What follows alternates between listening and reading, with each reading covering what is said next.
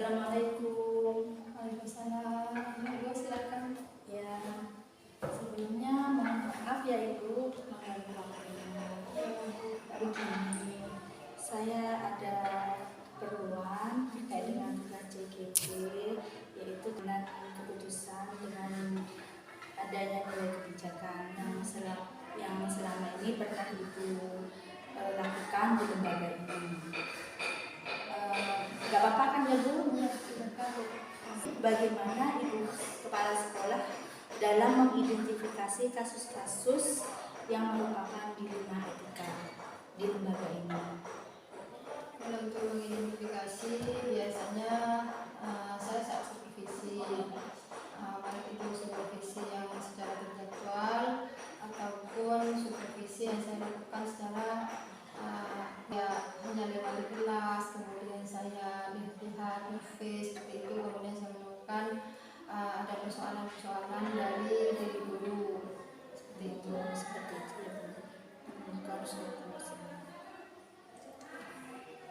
Terus bagaimana Ibu Kepala Sekolah selama ini dalam menjalankan pengambilan keputusan, terutama pada kasus-kasus yang ada dua kepentingan yang sama-sama benar, dilema etika? Baik, kalau untuk mengambil keputusan biasanya ada beberapa lakukan. Yang pertama, setelah diidentifikasinya apa, kemudian biasanya saya musyawarah minta pendapat kepada guru hal apa yang harus saya lakukan. Terus kalau dulu itu pernah ada masalah terkait dengan guru yang tiba-tiba lama sekali tidak masuk seperti itu. Walaupun dia itu tidak masuknya juga sambil bekerja, jadi ada sama-sama ada kebaikan sebenarnya dia bekerja seperti itu. Tapi kan di sisi lain itu juga akan menimbulkan rasa kecemburuan bagi teman-teman yang lain, walaupun dia posisinya bekerja tapi tidak ke sekolah, kan juga menimbulkan masalah, sehingga itu juga harus saya selesaikan. Berarti terkait dengan disiplin ya Bu? Disiplin dalam menyelesaikan tugas-tugas, walaupun dia bisa selesai tapi dia juga tidak bisa masuk tepat waktu seperti itu. Terus langkah apa yang Ibu ambil dalam masalah tersebut? Jadi saya panggil secara pribadi, saya tanyakan persoalan dia tidak bisa masuk sesuai jam kerja yang sudah kita tetapkan. Setelah saya tanyakan, kemudian saya diskusi dengan dia, terus bagaimana agar dia bisa disiplin dan bisa tepat waktu datang sesuai dengan jam yang sudah kita tetapkan. Jadi kita bahas dengan secara pribadi, saya diskusi dengan dia sampai menemukan jalan keluar, artinya membuat kesepakatan antara saya dan guru tersebut. Jadi dilema etikanya ini antara versi keadilan dalam hal kedisiplinan dengan guru yang lain versus apa itu? Belas kasihan. Di sisi lain saya kan saya merasa kasihan kalau dia saya harus tetap membantu karena alasannya dia kan itu menjaga anaknya, ya kan, dia bisa menjaga anak tapi dia bisa menyelesaikan tugas sesuai yang saya berikan, tapi nggak bisa masuk ke sekolah. Dan jadi di satu sisi saya harus memikirkan tentang kedisiplinan, di sisi lain saya kasihan karena alasan dia itu datang tidak tepat waktu nggak masuk akal, karena saya kan sebagai seorang perempuan juga merasakan ya, saya ada rasa kasihan tapi saya harus menegakkan kedisiplinan dia. Terus dalam hal ini apa saja yang selama ini efektif dalam pengambilan keputusan bagi Ibu? Kalau saya pribadi, saya merasa efektif dengan menyelesaikan masalah dengan cara diskusi secara dari hati ke hati. Diskusi secara pribadi ya. Jadi saya biasanya nggak pernah menegur dengan cara marah atau menegur secara keras kepada teman-teman yang tidak disiplin atau lain sebagainya. Itu biasanya saya panggil secara pribadi, kita bicara dari hati ke hati, terus kita sadari solusi. Apakah dalam hal ini ada suatu tantangan dalam Tantangan yang paling berat itu saya melawan diri saya sendiri. Karena saya sendiri itu rasa kasihannya itu sangat besar. Jadi kadang mau menegakkan disiplin lebih besar rasa kasihannya sehingga terkadang bisa sulit untuk memerangi diri saya sendiri.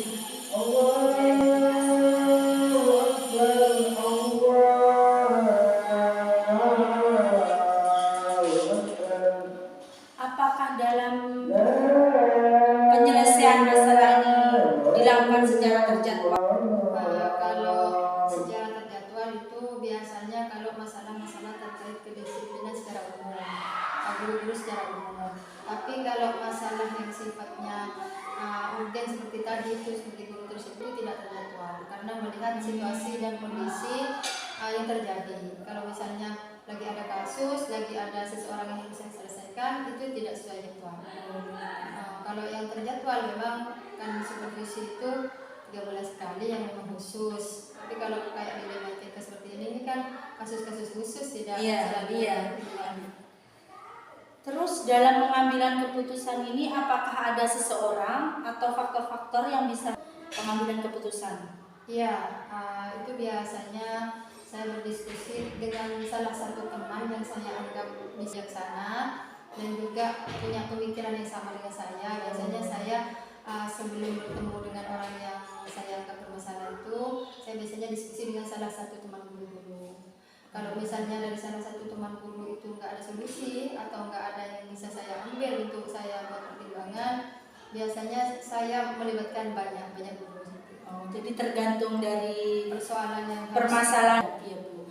Baiklah, alhamdulillah dari rentetan jawaban dari Ibu dari awal sampai akhir, saya sudah mulai memahami bagaimana kita itu sebagai seorang kepala sekolah yang bijak harus mengambil keputusan itu benar-benar tidak merugikan dan harus benar-benar bijaksana dan dipikirkan secara matang dan harus diskusikan dengan teman atau seseorang yang memang bisa memberikan sesuai dengan kebijaksanaan.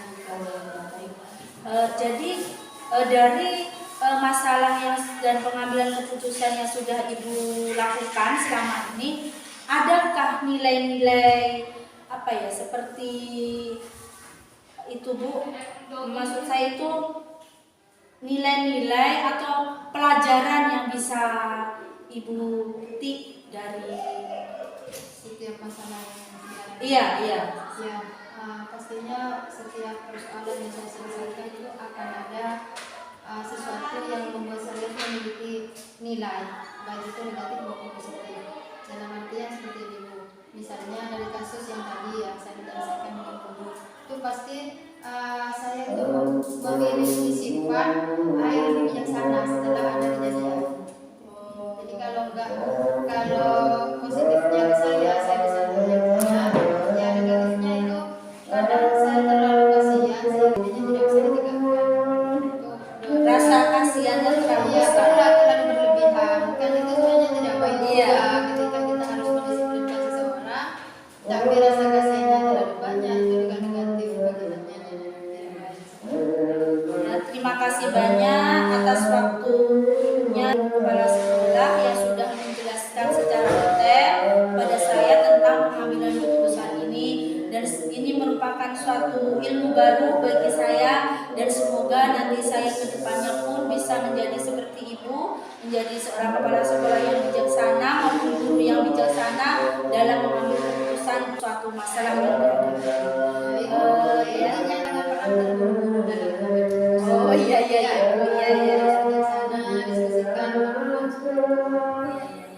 Terima kasih Ibu untuk waktunya. Saya mohon pamit dulu.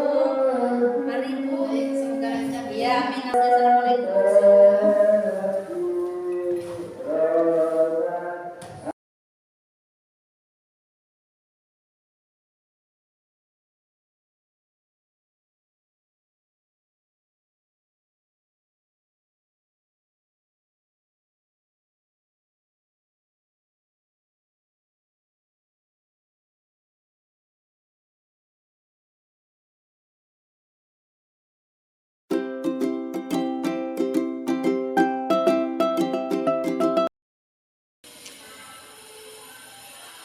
Assalamualaikum. Waalaikumsalam. Terima kasih Ibu.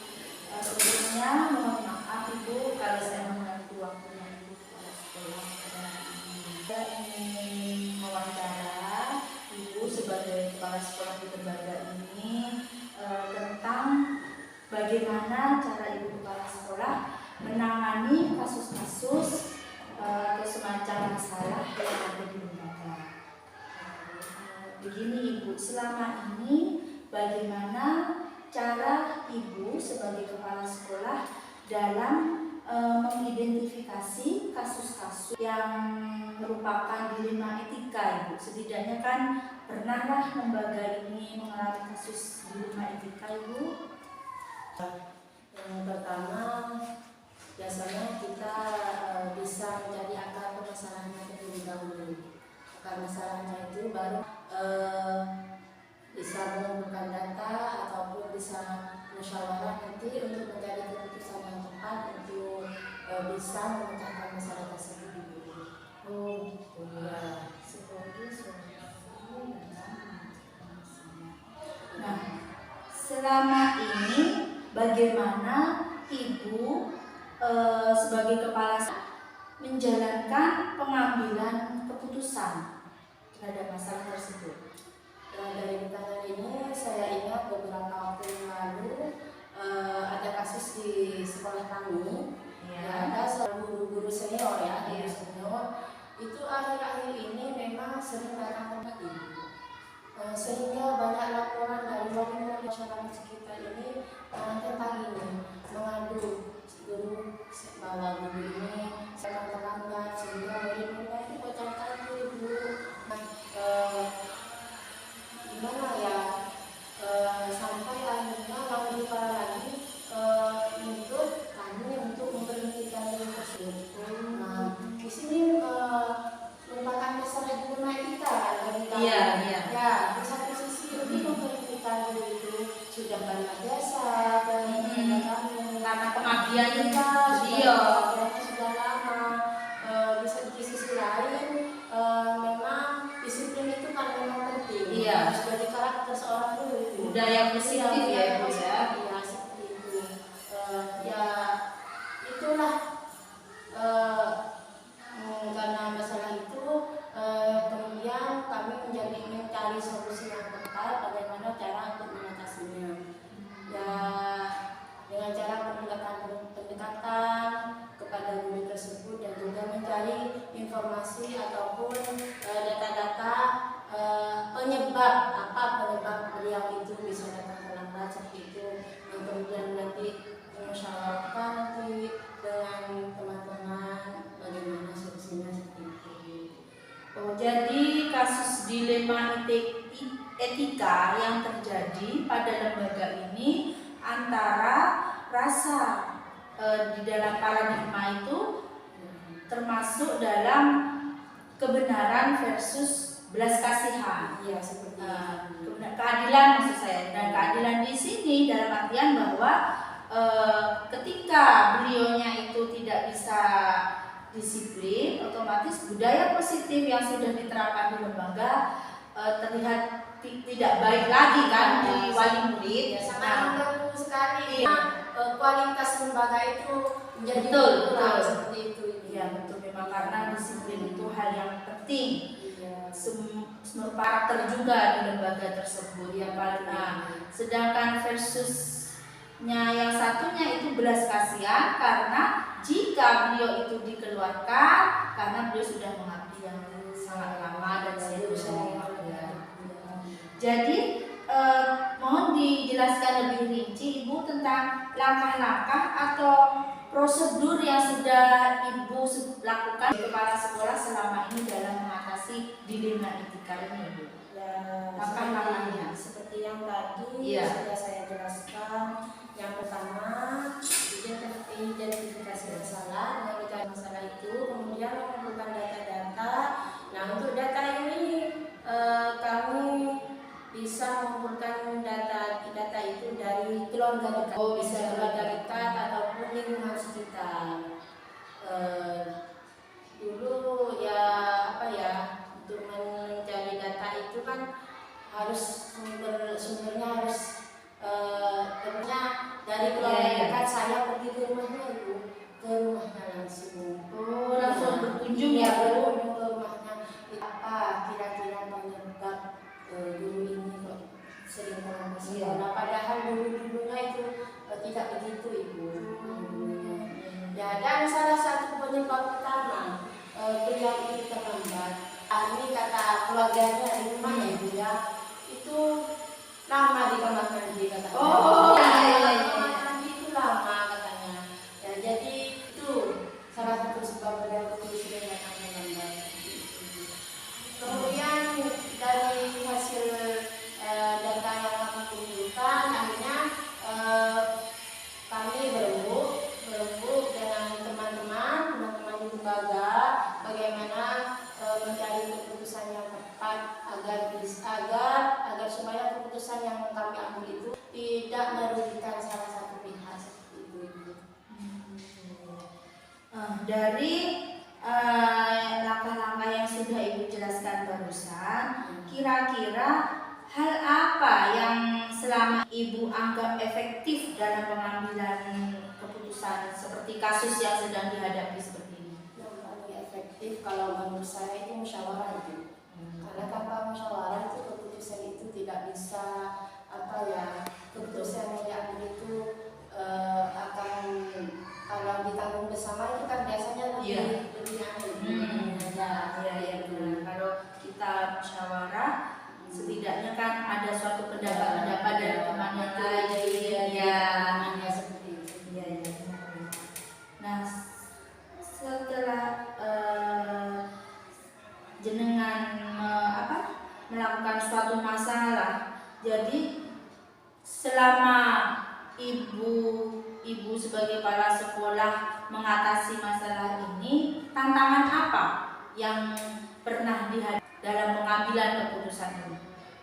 Tantangannya itu ketika dihadapkan dengan kondisi bagaimana kami harus menghadapi wali murid yang datang, bagaimana kami harus mendengarkan cerita-cerita di lingkungan masyarakat sekitar kan biasanya tahu semua ya. Kalau hal-hal seperti itu kan lingkungan sekitar itu setidaknya bisa menilai guru si A begini, guru si A. Tantangannya itu bagi kami ya bagaimana cara mengatasi hal-hal negatif terhadap sekolah kami seperti itu ya. Memang sebagai luar biasa ya Bu, bukan hanya mengayomi 1-2 guru, tapi seluruh keluarga yang di sekolah, baik guru maupun murid. Nah Ibu, saya ingin tahu apakah dalam penanganan kasus seperti ini Ibu itu melakukan suatu penjadwalan khusus atau bagaimana biar terstruktur. Jadi langkah-langkah yang Ibu ambil itu sesuai dengan prosedur dan jadwal yang sudah Ibu buat sebelumnya atau bagaimana Ibu? Ya kalau menurut saya itu tergantung kalau masalahnya itu sekiranya itu tidak terlalu berat ya, itu tidak memerlukan langkah-langkah yang terlalu banyak atau waktu yang terlalu lama seperti itu. Nah, tapi kalau masalah seperti kasus yang tadi seperti ini ya itu harus ada jadwal tertentu. Jadi terjadwal ya, tidak langsung seketika itu. Karena kan tadi ada semacam musyawarah seperti itu ya. Terus ada komunikasi dengan wali murid untuk meyakinkan bagaimana pengambilan keputusan kita itu memang sudah benar-benar baik seperti itu. Berarti terjadwal ya dengan masalah dilema etika yang Ibu ceritakan. Nah, terus adakah seseorang atau yang bisa mempermudah Ibu ketika pengambilan keputusan dalam masalah ini? Yang pertama bisa dari keluarga, terus keluarga dari beliau yang bersangkutan, maksudnya keluarga saya pribadi kan kami Oh. saya itu kan biasa kalau ada masalah curhat ke keluarga pendapat solusinya bagaimana seperti itu ibu keluarga bisa dari Keluarga dari ibu sekolah, ibu kepala sekolah, dan keluarga dari yang bersangkutan seperti itu. Terus bisa dengan teman-teman sejawat itu teman-teman guru bukan lagi guru yang bisa apa namanya minta ide-ide mereka itu gagasan mereka pendapat mereka nanti kita tampung nanti dikumpulkan disatukan menjadi sebuah keputusan biar tidak bisa apa tidak terjadi apa ya Bu ya tidak merugikan salah satu Berarti dari rentetan yang sudah Ibu jelaskan dari awal sampai akhir ini, saya itu berpikir bahwa Ibu sebagai kepala sekolah itu sudah luar biasa dalam pengambilan keputusan dan penuh kebijaksanaan. Masalah yang sedang Ibu ambil keputusan dalam pengambilan keputusan seperti ini, apa yang Ibu petik dari peristiwa yang Ibu alami dalam pengambilan kebijakan keputusan ini? ya jika mempunyai suatu masalah atau dihadapkan suatu masalah jangan mengambil keputusan terburu-buru. Ada kalanya kita harus berpikir lebih matang, berpikir panjang agar keputusan yang diambil itu tidak menjadi penyesalan di kemudian hari itu. Baiklah Ibu ya, saya sepertinya mendapatkan ilmu baru, suatu pengalaman yang luar biasa yang telah Ibu kepala sekolah lakukan dalam mengambil keputusan yang dilema ITK-nya ini luar biasa ya Ibu, karena berhadapan dengan seorang guru yang senior dan harus diselesaikan karena juga terkait dengan budaya positif ya, dan juga berkaitan dengan wali murid. Nah, karena wali murid sekarang itu memang sudah cerdas-cerdas. Ya, betul Baik, sekali lagi saya ucapkan terima kasih ilmu dan waktu yang sudah diberikan kepada saya, dan semoga ini merupakan suatu ilmu baru bagi saya dan bermanfaat bagi saya dengan mendengarkan pengalaman-pengalaman luar biasa dan sekali lagi terima kasih ya Bu. Mohon pamit. Assalamualaikum.